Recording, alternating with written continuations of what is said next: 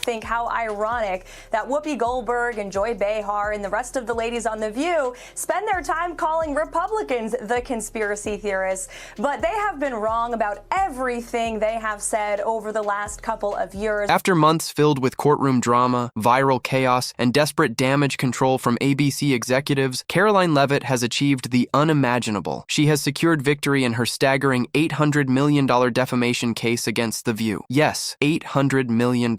A show once considered untouchable has now suffered one of the biggest blows in daytime television history, and Whoopi Goldberg, Joy Behar, and Sunny Hostin completely shaken, their reputations fractured, their network spiraling into crisis. But Karoline didn't just win a case, she shifted the entire landscape. This isn't just about one person anymore. It's a defining cultural moment. Someone finally stood up to legacy media and said, enough is enough. So what really happened? What did The View say that sparked this legal explosion? And how did Karoline turn a viral smear into a courtroom knockout worth $800 million?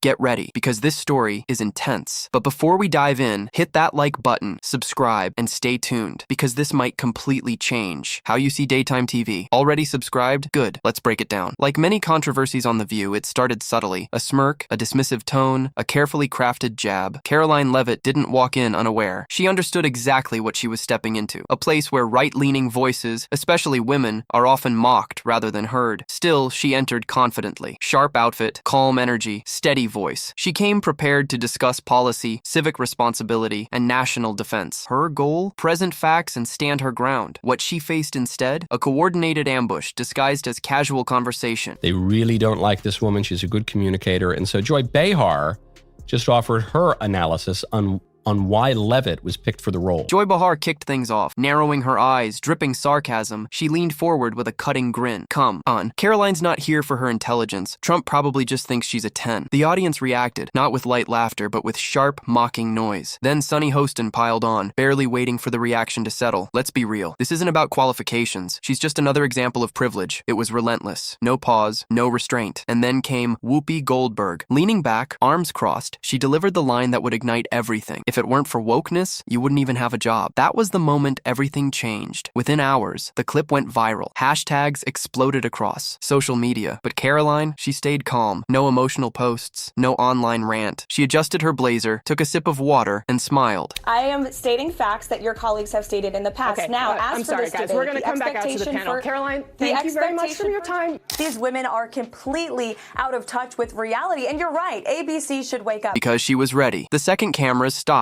She made a call that flipped everything. Her legal team. Soon, headlines dominated the internet. Karoline Leavitt files $800 lawsuit against The View, ABC in crisis after explosive defamation case. What started as TV drama became a full-scale legal battle. Karoline's legal team came prepared. Transcripts, raw footage, even off-air clips. Internal messages revealed producers planning the segment. One note read, "Let Joy start with the looks jab. Whoopi closes with impact." That was the turning point. Undeniable proof this wasn't spontaneous conversation, but a planned attack. ABC was caught off guard. Executives scrambled. PR teams worked nonstop. This wasn't just bad press, it was a collapse. President Trump's life echoed the sentiment that President Trump is a to democracy. And if you're a deranged lunatic and you're mentally ill, you will believe that lie. And yes, you will take political violence like we have seen in 2 instances against President Trump. Last week, Tim Walz and Kamala Harris said that everyone who showed up to President Trump's rally at Madison Square Garden was a Nazi. That's despicable, dangerous, divisive rhetoric that is spewed by the Democrat Party every single day. Overnight, Karoline transformed from guest to symbol. She exposed the system. She challenged the norm. Behind the scenes, panic spread. Whoopi reportedly reached out privately, hoping to ease tensions. Joy allegedly contacted lawyers about a quiet settlement. Sunny, understanding legal risks, sought her own counsel, worried about personal consequences, but Karoline didn't back down. Isn't it rich that The View is saying she got the job based on looks when DEI is all about based on looks? Inside ABC, emergency meetings became routine. Discussions ranged from settlements to the unthinkable, canceling the show. Meanwhile, Karoline's team made their stance once clear. Accountability is not negotiable. Then came the trial. The courtroom felt electric. Karoline entered composed and focused. Across from her, the hosts appeared tense and shaken. Her team presented evidence, video clips, internal messages, and one critical document. We need a viral moment. Karoline's the target. Silence filled the room. Then came a leaked audio clip from a producer. We got what we needed, except they didn't. Karoline hadn't broken. Divisive and disgusting speech that any president, certainly in my lifetime, has ever given.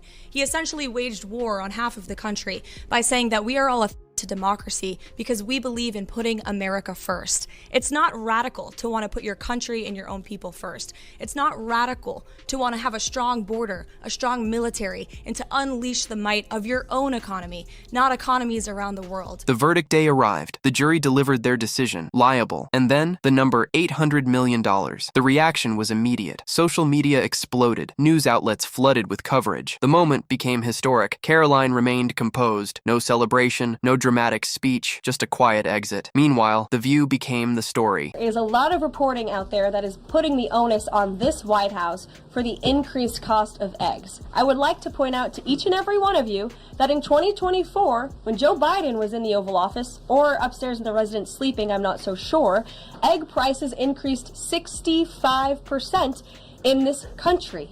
We also have seen the cost of everything, not just eggs. Bacon, groceries, gasoline have increased because of the inflationary policies of the last administration. The aftermath was chaos. Advertisers pulled out. Executives debated the show's future. Internal leaks revealed regret and panic. The hosts disappeared from public view. Silence replaced confidence. Karoline, however, rose higher. Support flooded in. She became a symbol of accountability. Do you want to take this? No, you cannot be attractive and smart.